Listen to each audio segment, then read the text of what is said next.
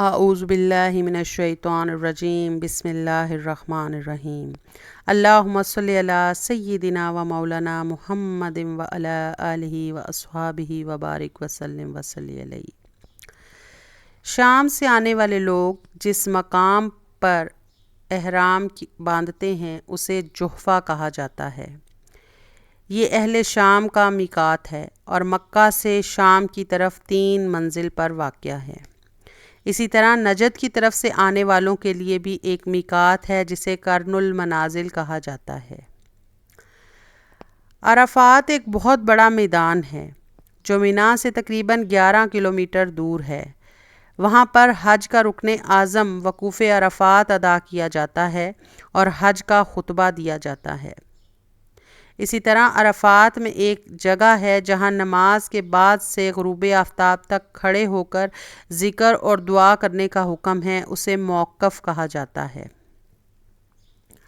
عرفات میں حرم کے نالوں میں سے ایک نالہ ہے جو مسجد نمرہ کے مغرب کی طرف یعنی خانہ کعبہ کی طرف واقع ہے، اسے بطن عرفہ کہا جاتا ہے۔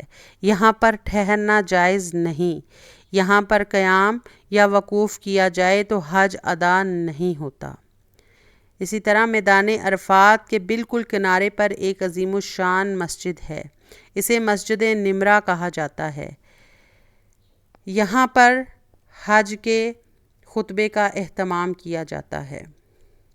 عرفات کے میدان میں ایک پہاڑ ہے جو زمین سے تقریباً 300 فٹ اونچا ہے اور سطح سمندر سے 3000 فٹ بلند ہے، اسے جبل رحمت کہا جاتا ہے۔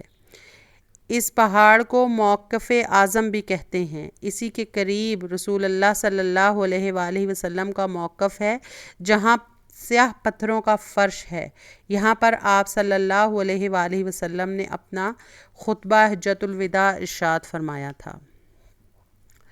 عرفات سے تقریباً 3 میل دور عرفات اور مینا کے درمیان ایک کشادہ میدان ہے، اسے مزدلفہ کہا جاتا ہے۔ یہاں سے مینا کا فاصلہ بھی اتنا ہی ہے۔ کہا جاتا ہے کہ عرفات میں اپنی توبہ کی قبولیت کے بعد حضرت آدم علیہ السلام اور حضرت اماں حوا علیہ السلام مزدلفہ ہی میں ملے تھے۔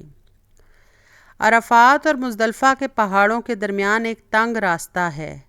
رسول اللہ صلی اللہ علیہ وآلہ وسلم عرفات سے مزدلفہ اسی راستے سے تشریف لائے تھے۔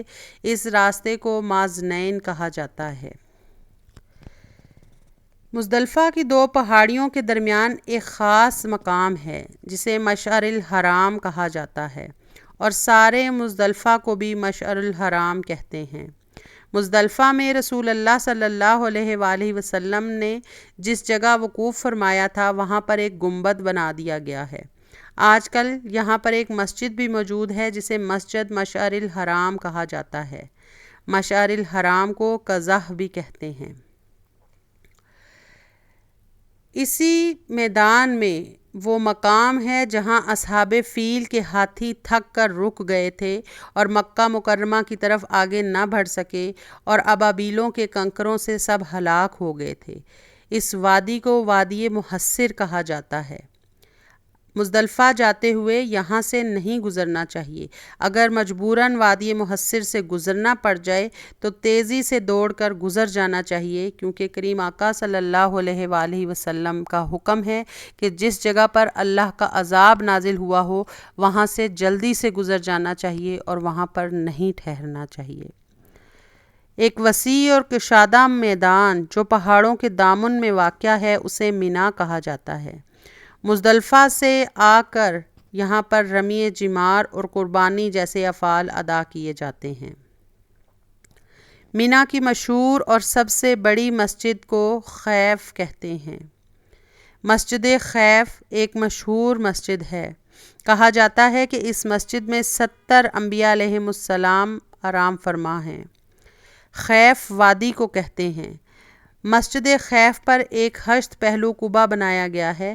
اس قبہ کی جگہ کے بارے میں یہ کہا جاتا ہے کہ بہت سے پیغمبروں نے یہاں پر نمازیں ادا فرمائی ہیں اور رسول اللہ صلی اللہ علیہ وآلہ وسلم کا خیمہ بھی یہاں پر نصب کیا گیا تھا۔ مینا کے میدان میں پتھر کے 3 ستون کھڑے ہیں جنہیں کنکریاں ماری جاتی ہیں۔ ان 3 ستونوں کو جمرات کہا جاتا ہے اور کنکریاں مارنے کے عمل کو رمی کرنا کہا جاتا ہے۔ ان میں سے منا سے مکہ کی طرف جائیں تو پہلا جمرہ آتا ہے جسے جمرہ اولا کہتے ہیں، دوسرا جمرہ جمرہ وسطیٰ ہے اور تیسرے کا نام جمرہ عقبہ ہے، اور ان کو کلیکٹیولی جمرات کہا جاتا ہے۔ وآخر دعوانا ان الحمد للہ رب العالمین۔ یہ وہ تمام مقامات حج ہیں جن کا ہم نے ذکر کیا۔ اللہ تعالیٰ سے دعا ہے کہ تمام مسلمانوں کو ان مقدس مقامات کی زیارت اور حج بیت اللہ کی سعادت نصیب فرمائے۔